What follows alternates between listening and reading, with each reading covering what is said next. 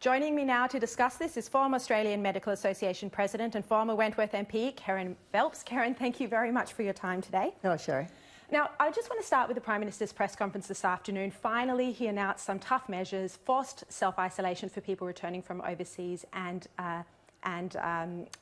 self-quarantine. He suggested, keeping 1.5 metres away from others, social distancing measures. Was this good enough?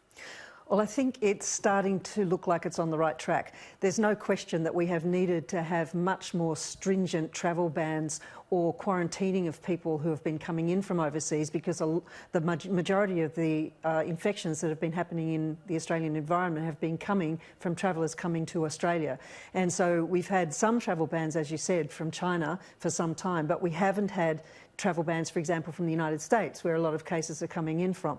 And so I think that that's welcome. But what it's meant is that the states are now having to scramble to get legislation together, because if they said there are forced 2-week periods where people have to self-isolate when they're coming in from overseas, how do you enforce that? Do you track people's mobile phones? Do you have, people saying, hang on a second, I know that person came in from overseas and they're being reported to police? I mean, we haven't heard yet how that's going to be enforced. But there's and whether there's going to be any penalties. And what the penalties are likely to be, quite right. And so the state governments hopefully will have a harmonised approach to this, where they can all at least get together and say, look, in every state and territory around Australia, this is how we are going to approach this situation. The other important announcement today was that cruise ships would be banned from Sydney ports for the next 30 days. And I think that is also an important measure, because you can't have people arriving in from overseas. We've already seen some disasters on cruise ships around the world, and indeed we've had some Australians caught up in that. And so to have people arrive in a port and then disseminate through a city, not be available for testing, not even know what their status is, and then get back on the ship and off they go, and we've got yet another spread.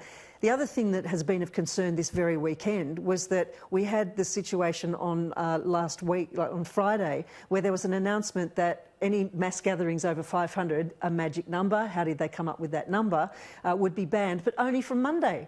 And so we had a dental convention with 10,000 dentists in Sydney this weekend that went ahead. We had the Hillsong convention that went ahead. We had football games that went ahead. And so, the confusion for people is obvious. Why announce this urgent mass gathering ban, but then not ban it until Monday? It just didn't make sense. And so there's a lot that hasn't been making sense, and people have been confused, and their reaction has been to obviously be asking lots of questions, but then, fighting over toilet paper. Do you think the attitude from the government has been, or from the Prime Minister in particular, has been too relaxed? Do you think he should have brought the measures that he's announced today in earlier, rather than wait till we have 250 known cases in the community, and of course it's likely to be much higher than that? Look, my medical colleagues have been screaming for action before now. We've been saying, please give us a national approach to this. Please make sure that you tell people what self-isolation means. Let's have a health communication strategy. I mean, the public announcement that we've seen, that was announced just in the last couple of days, or even just today, is very light on. I mean, it really, it's fine if you're talking about sort of your standard cough and cold, but it really isn't enough to tell people how they go about preventing the spread of coronavirus. And social distancing is a new term to all of us. We don't know, does that mean you don't catch up with anyone, or you sit like us, a metre and a half apart? Look, I just want to go to this testing kit issue. We know that there's been a shortage of testing kits right around the country, but in West Australia, the health minister there said that there wasn't actually enough chemicals to make the testing kit. How big of an issue is this if you're only testing people who've returned from overseas or who have come into contact with a known case of coronavirus? Well, to be honest, what we're hearing is the rationing of testing, because there aren't enough test kits and there aren't enough facilities to actually do the tests. And so we've needed to gear this up for a long time now, and it just hasn't been done in the time that we've had available. As you said, we've known about this for many weeks now, and we haven't actually geared up the testing facilities. Now, from general practice perspective, we were having patients having to wait 5 days days for a test. We were having people being told to contact your general practitioner, but general practitioners didn't have the personal protective equipment to be able to do the testing. And if then somebody was positive, then either the whole practice got shut down or a number of healthcare workers and staff got sidelined out of the healthcare system. And we need healthcare workers in the front line. The advice today, the advert in the paper, it still says as the first step to contact your GP, but call ahead first. I mean, that could send people to their GPs, and that's incorrect advice. Well, it's really important that reception staff in general practice are very well trained in what to say when people call up, and we acted on this very, very early. We made sure our reception staff knew what questions to ask so that we could screen people as much as we possibly could and direct them to either a private pathology lab, or once a fever clinic got set up nearby, we could direct them there. But even then, people were having to wait days for an appointment or hours at the fever clinic in the public hospital to get the testing, and then... In the meantime, they're in the community. And they're in the community, although we had to tell people to then self-isolate and then have to describe what self-isolation meant. Yeah. According to some estimates, at our current rate, and of course there's a lot of different modelling on this, but at our current rate, there could be about 10,000 cases of people needing treatment, and there are only 2,000 hospital beds. How will doctors handle who to decide to treat if it gets to that situation?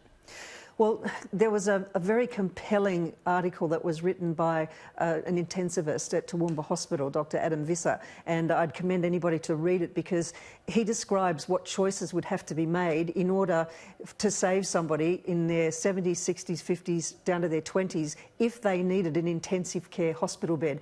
So what we're talking about here is not your standard hospital bed, and it's not just about a bed or a ventilator. We're talking about needing highly skilled physicians and nurses to be able to look after somebody who is in that high dependency state on a ventilator. And if beds are not available for everyone who needs it, then really difficult choices have to be made. And this is what we're hearing is happening in the US and in Italy, where people are coming into hospital needing a ventilator, needing intensive care, and difficult choices are having to be made by the medical staff, and it's got them in tears having to make those choices. This is one of the things that's really upset me about this discussion is you keep hearing from our political leaders, you'll be fine unless you're elderly. But, you know, elderly is not over 95.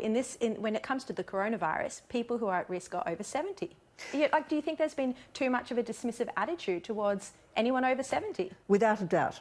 To be able to say, oh, you know, people over 70, well, you know, dispensable, it's the younger people, you don't have to worry.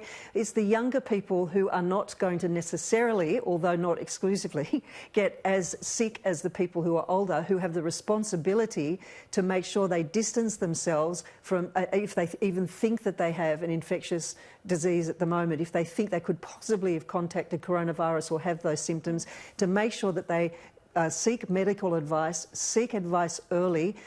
If they can get testing, they need to get tested to make sure that they are not contagious, because an older person will be very vulnerable. And the other thing that is a looming issue is if the schools close down, you can't be relying on grandparents to look after the children.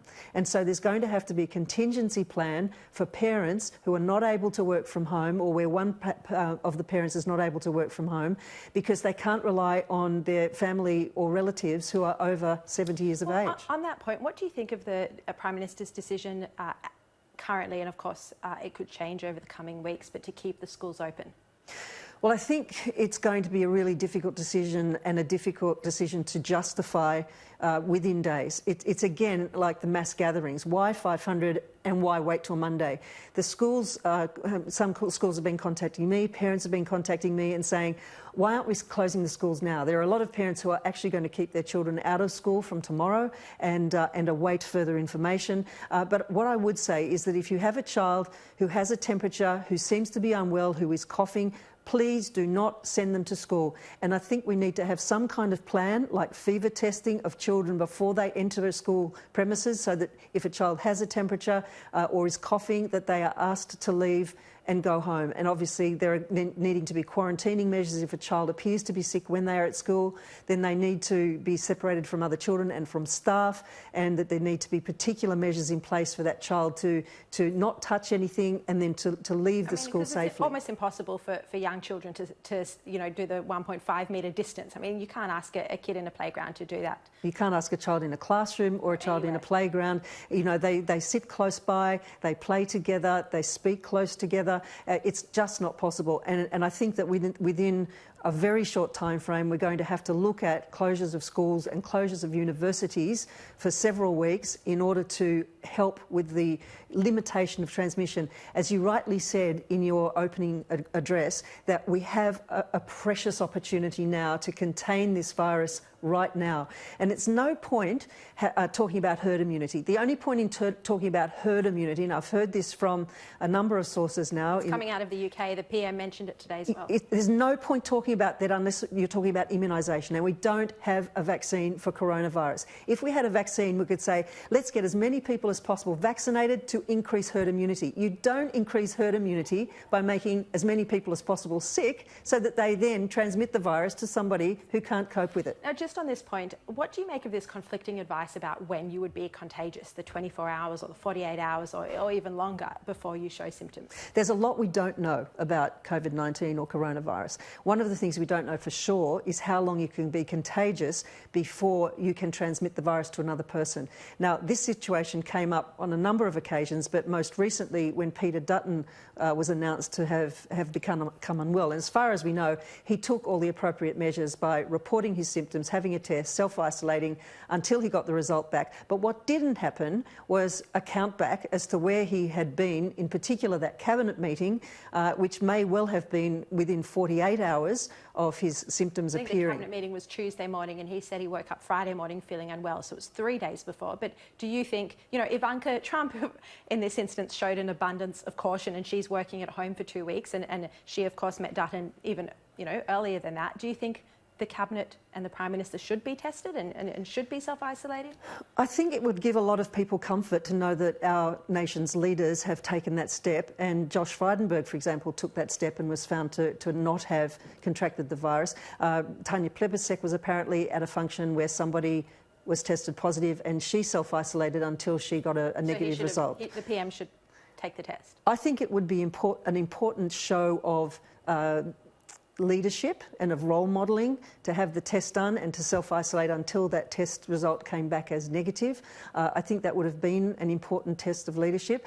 Just as I think it would have been an important test of leadership not to go around shaking people's hands in the middle of advice about distancing and making sure that you didn't transmit the possibility of a virus, or indeed for our own Prime Minister to possibly catch the virus from somebody else by not distancing. Yeah. Well, finally today he said he's not shaking hands anymore, but that was after the Chief Medical Officer at a TV studio this morning was still shaking hands. So finally they are leading by example. Kerryn Phelps, I so appreciate your insights into this. Thank you for joining me. Thanks, Shari.